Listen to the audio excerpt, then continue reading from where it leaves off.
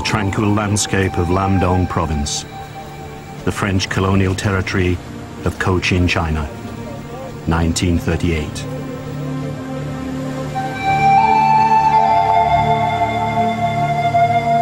Cochin, China is part of the French Empire in the east, the colony they call Indochine.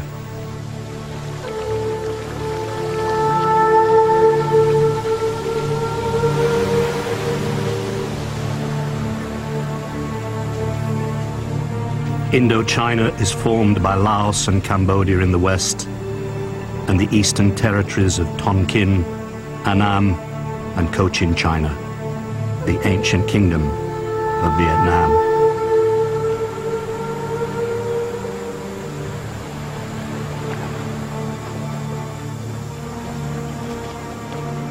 Fiercely independent, after successfully resisting invasions from China for centuries, the native peoples have been living under French rule for over 50 years.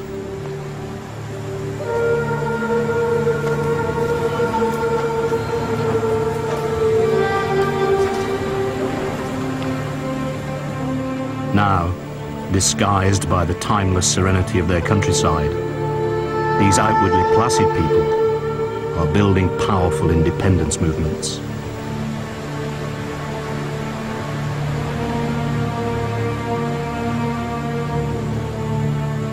Almost 40 years of desperate struggle and appalling suffering will follow.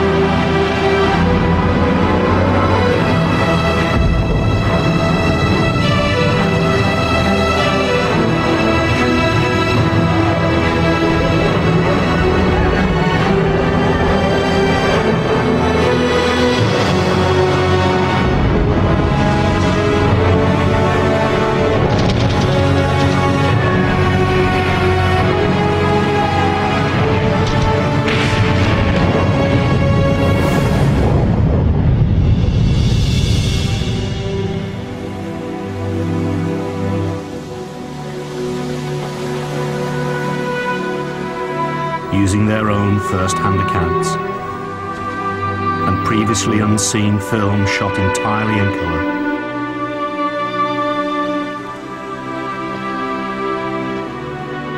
this is their story.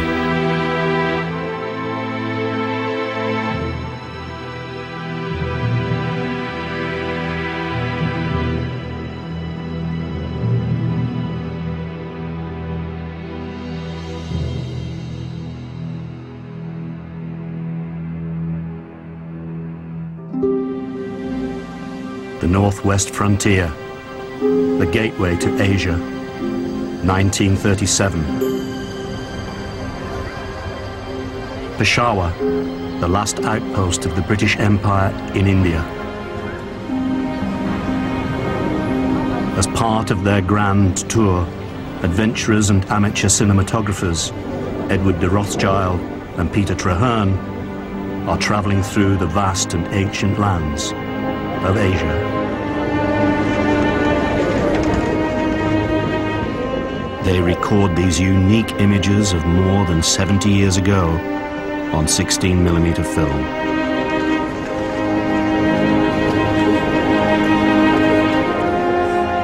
They have never been broadcast before.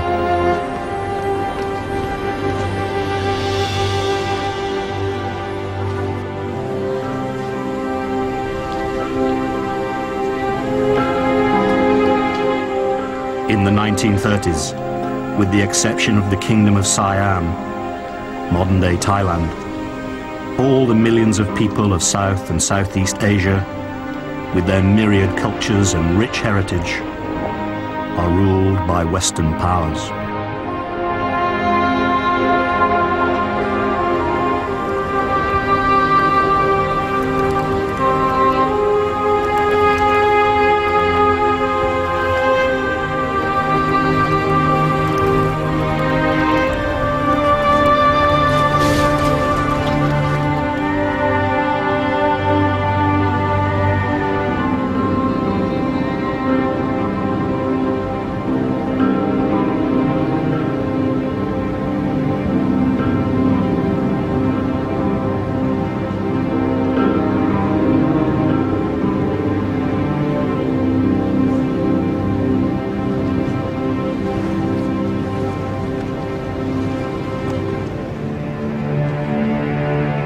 British hold sway in India, Burma, Malaya, and Singapore, the United States in the Philippines, the Dutch in the East Indies, and the French in Indochina.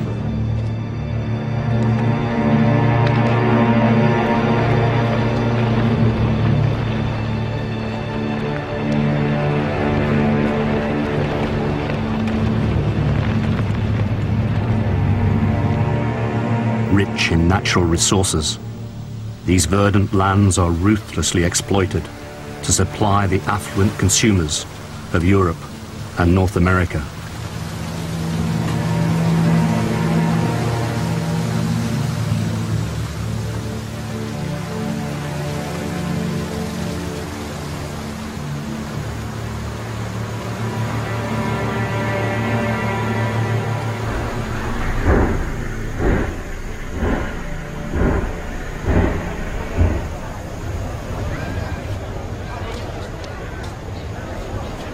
However, except for a select few, there is little reward for the local people.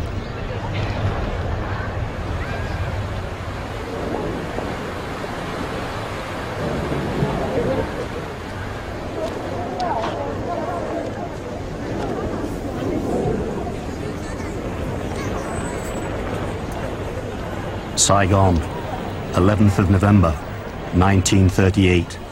The 20th anniversary of Armistice Day. French colonial forces marched to honor the dead of the Great War.